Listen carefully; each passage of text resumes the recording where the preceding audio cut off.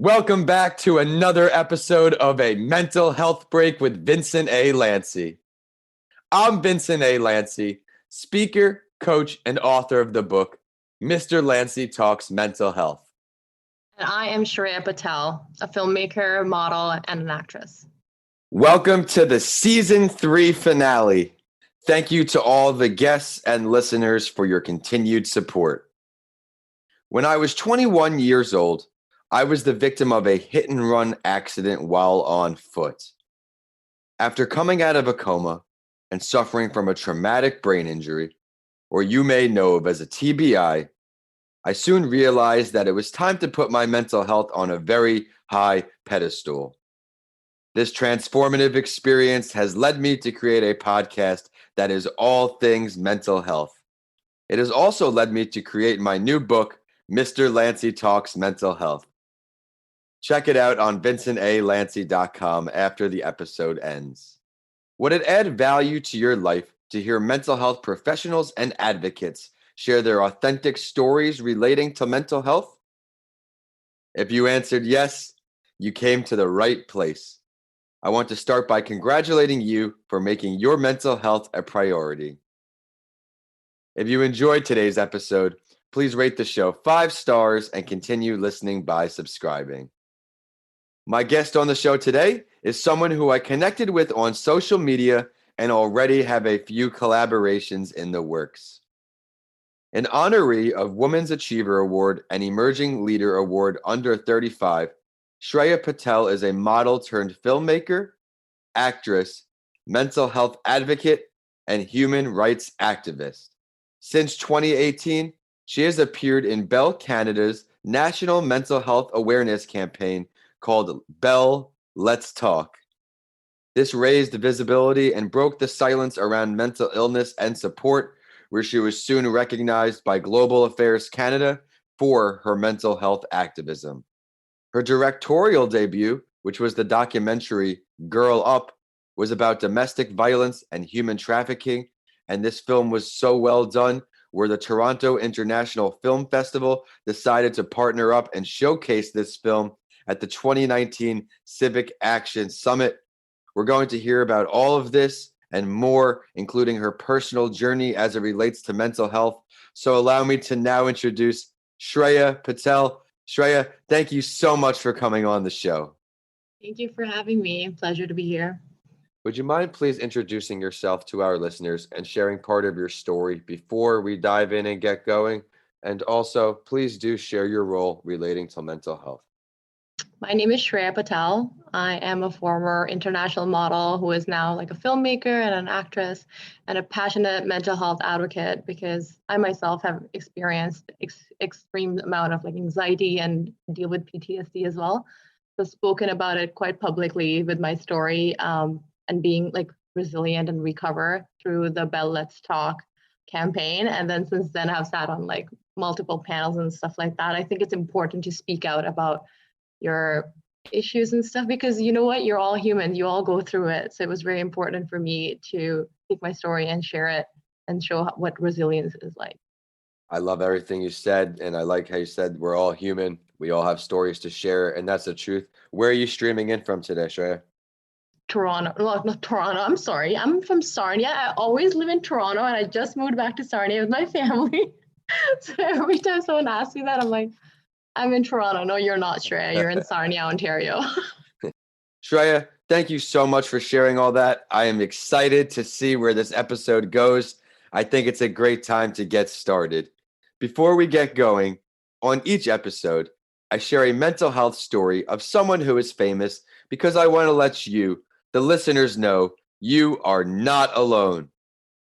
I want you to understand that even though someone looks like they are healthy from the outside, they may not be on the inside too. As I have a former model on the show today, I will now introduce the mental health related story of another model in the worldwide, Cara Delevingne. For those of you who don't know the name, she is one of the world's most bankable supermodels in recent history. I learned a lot about her in this article and how she won over many fans. Although she came from a privileged background, as her maternal grandmother was once Princess Margaret's lady-in-waiting, and her godmother is Joan Collins, she still has that every woman appeal. Her frankness and willingness to speak about her mental health, fluid sexuality, and tricky teenage years where her mother, Pandora, battled heroin addiction and Dee Levine was also bullied at school. This together won her a legion of loyal fans, as the article puts it. When asked which advice she would give to her 16-year-old self, this is what she had to say in, quote, that this moment won't last forever. Just hold on. Every 16-year-old needs to hear that. 16 was one of the worst years of my life, my most depressed age.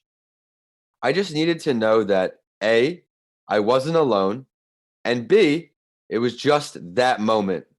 Moments are like a river, they keep going. I want to end this right up with one more very powerful quote, and it is in relation to her greatest achievement. And I love this. She said, quote, being able to help people in small or large ways. There's a group of girls and boys who I've been able to connect with on social media, people who have struggled with their sexuality or depression or family members dying or being bullied. I've been able to support them through these things and see them come out on the other side. I really love when celebrities use their platform for scenarios like this.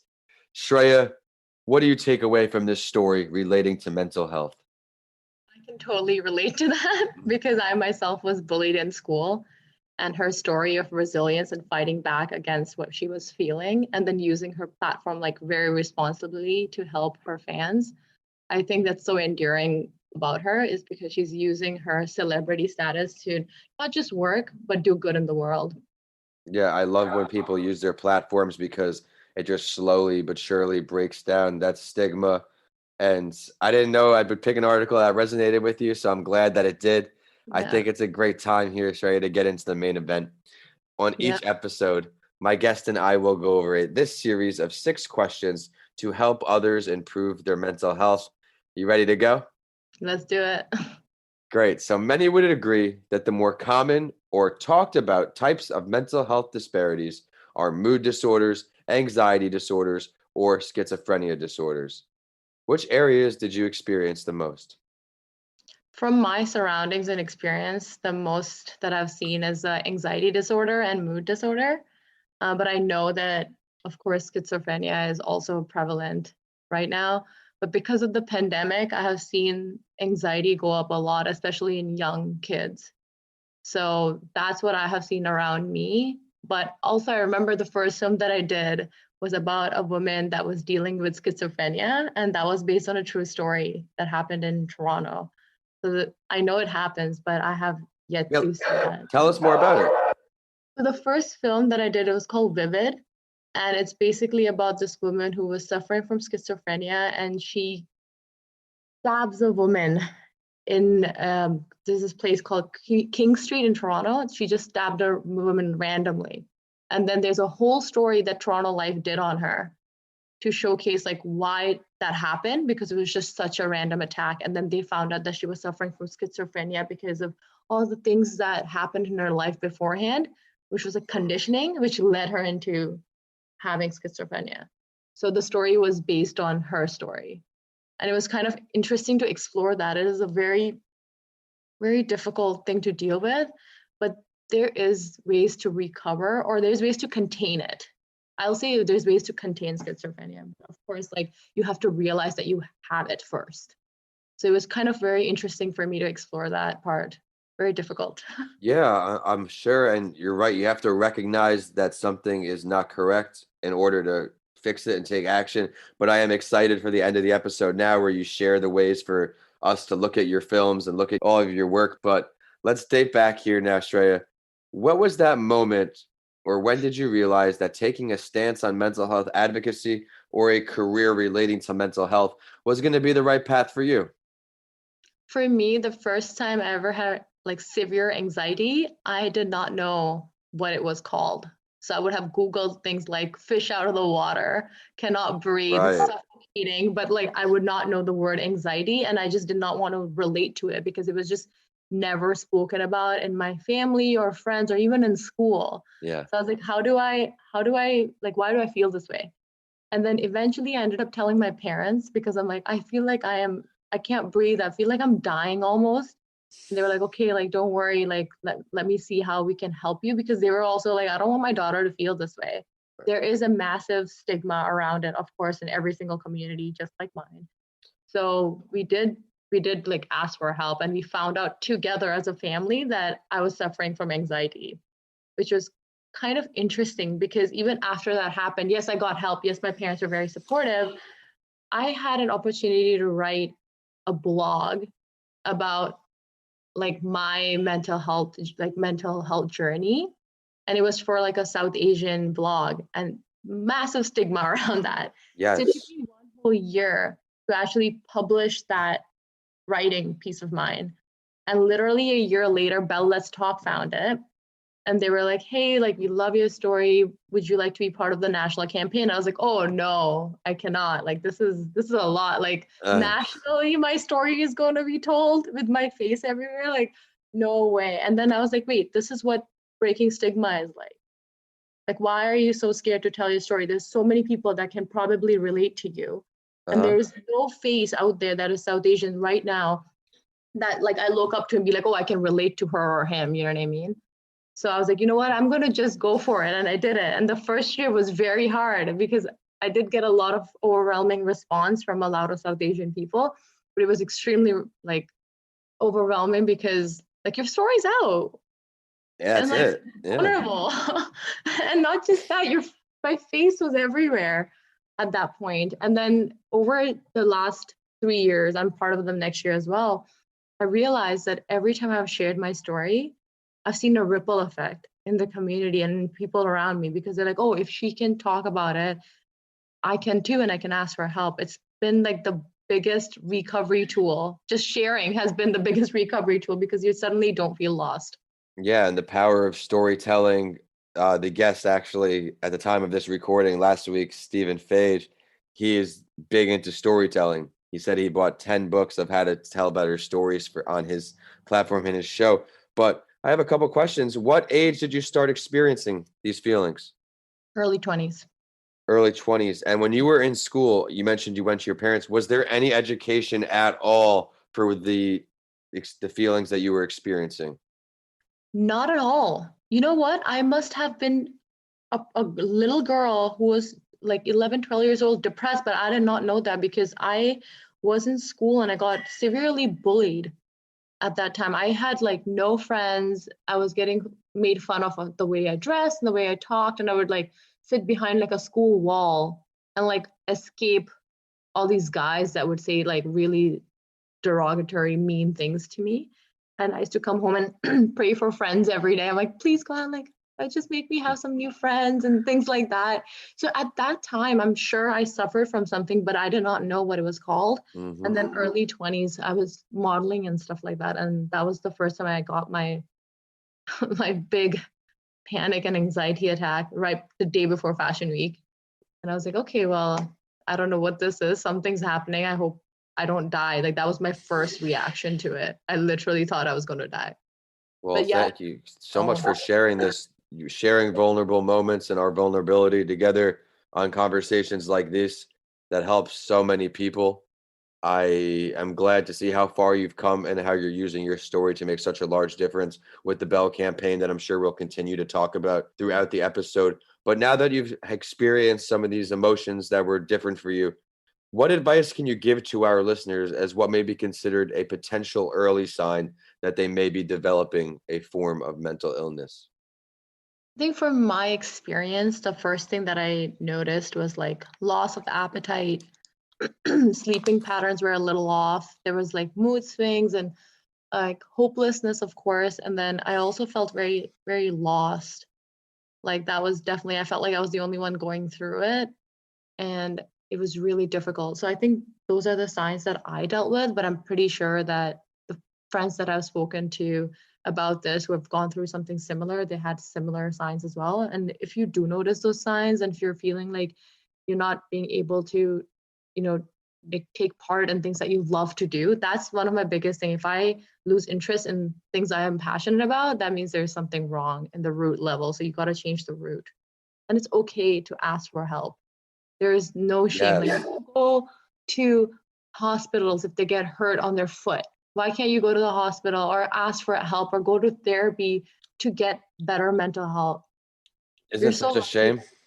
Yeah, it's so sad because honestly, I went through it too. Like, I was in that too. I was like, oh my God, like, I'm suffering from anxiety. I'm suffering from all these things. And I suffer from PTSD too, because I dealt with like, I was attacked on the streets. And then I went through 3 shootings, like gun shootings, like witnessed it. So I went through PTSD all of like last year and stuff, but recovery is possible. I'm like standing, you're here. Your story is incredible. It's so inspiring. You're here and I'm here. And like, anyone who's listening to this, I hope that if they're feeling any of these signs, like, please ask for help. You're not alone. Yeah, you're inspiring me very much. Your story is so powerful and all that you've been through, and you're doing such a large service by dedicating as much as you do professionally with your filmmaking and your advocacy, always on Instagram. Thank you. That where we met. But if you could pick 3, and I say only 3 because I want the 3 most important things you can offer our listeners to improve their mental health on a daily or short-term basis, what can you offer us here, Shreya? For me, I'm sharing my experience, but people have different things. I love walking in the nature. The Yes. whole time during the pandemic, like, luckily I have trails around me. So I used to walk for like 2 hours every day in the nature. Even if it's the same scenery, something Yeah. there is about it. And it was very recovering and very healing. So I'm not sure how I'm going to do that in the winter, not going to lie, but but nature, walking in nature or being around nature has its magic of like grounding you. That's one. And then second is having a morning routine. Yes. Like, I don't think people understand or realize that, like, as soon as you wake up, you shouldn't be right on your phone and looking at who messaged you or the emails that you have. Like, it triggers this weird brain thing where you're like always on a go, go, go, always in anxiety, and it's not a good place to be. So the first thing when I wake up is like I listen to like affirmations and I go work out just to get like my blood flowing, and then go shower and things like that. And then I'm like, okay, well, I'm ready for the day. Let me have some breakfast and then get to the day. Because that's the safest and most effective I've felt throughout the couple of years that I have been doing that. And the third is surround yourself with people that have a growth mindset. I know that few people will not have that 5 people that they hang out with that are like Yes. them or want growth mindset, but there's ways. You can go to YouTube, find people that like inspire you, listen to them daily.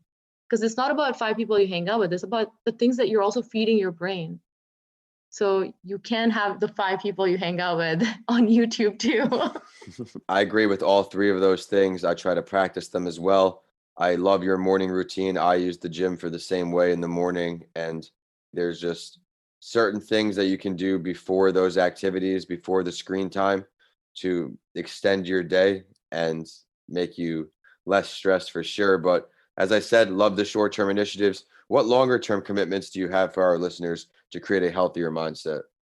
I feel for me, like, listening to positive affirmations have been very life changing in a way.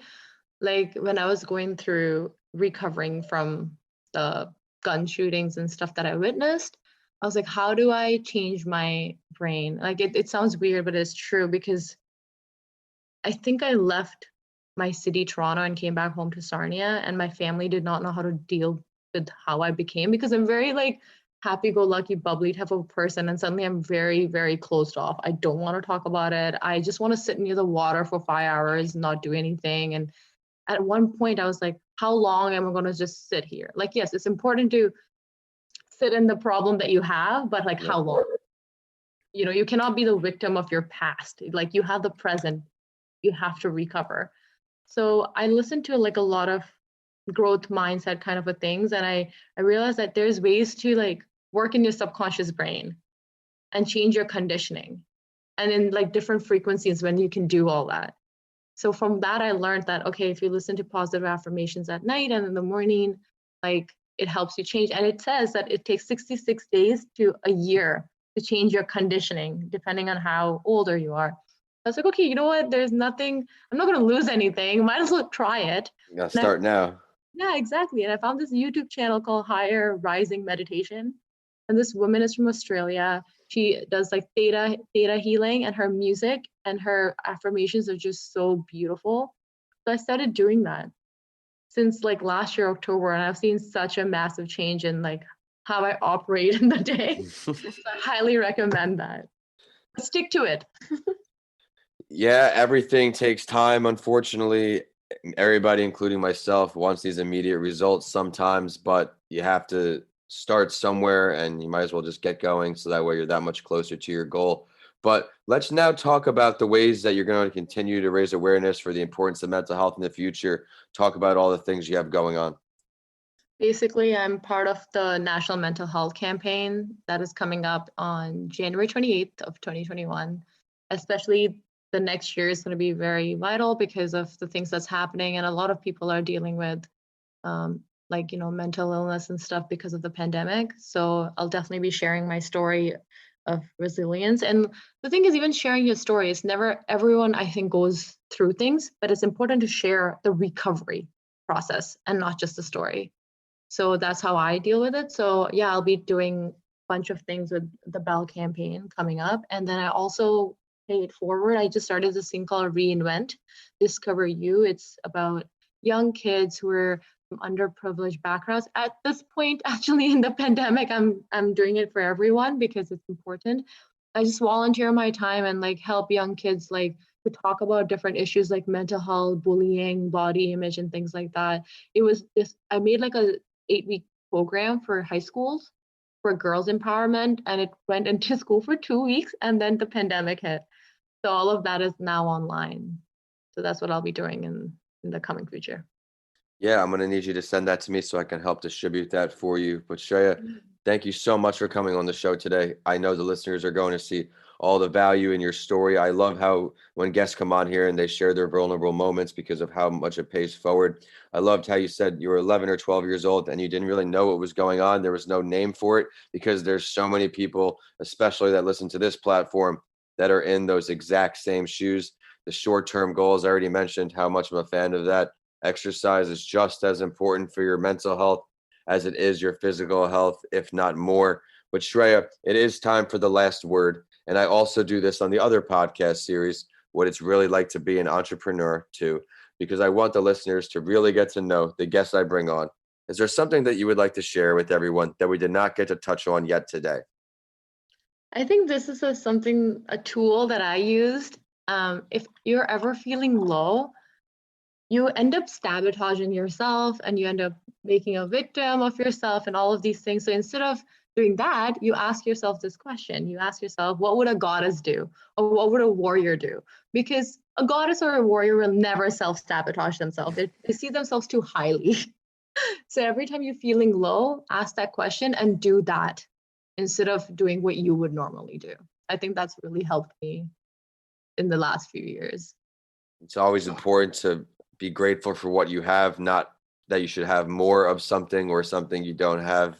Look at the things in front of you. I'm with you. It improves your mental health big time.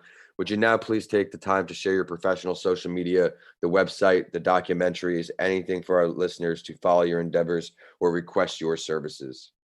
Yeah, so my social media accounts and my website, my personal one is www.shreyapatel.com. So it's IMSHREYAPATEL.com. And all my film related things that I've been directing, it's on www.windowdreams.ca. Be sure to check out all of that great content. And it is social media time for the show, and we're on whichever platform you like to use. On LinkedIn, we're at A Mental Health Break with Vincent A. Lanci. On Instagram and Facebook is at A Mental Health Break. And on Twitter, it's at Podcasts by Lanci. So you have updates from this show and what it's really like to be an entrepreneur. If you check out any of my books, DM me. I would love to hear from you all and repost your support. We have Mr. Lanci Talks Mental Health, Left for Dead, A Story of Redemption, and How to Transform Your Mindset When the Norm is Changed. All are on my website now, which is vincentalanci.com. If you enjoyed today's episode, please rate the show 5 stars and continue listening by subscribing. And I'll see you on the next episode of A Mental Health Break with Vincent A. Lanci.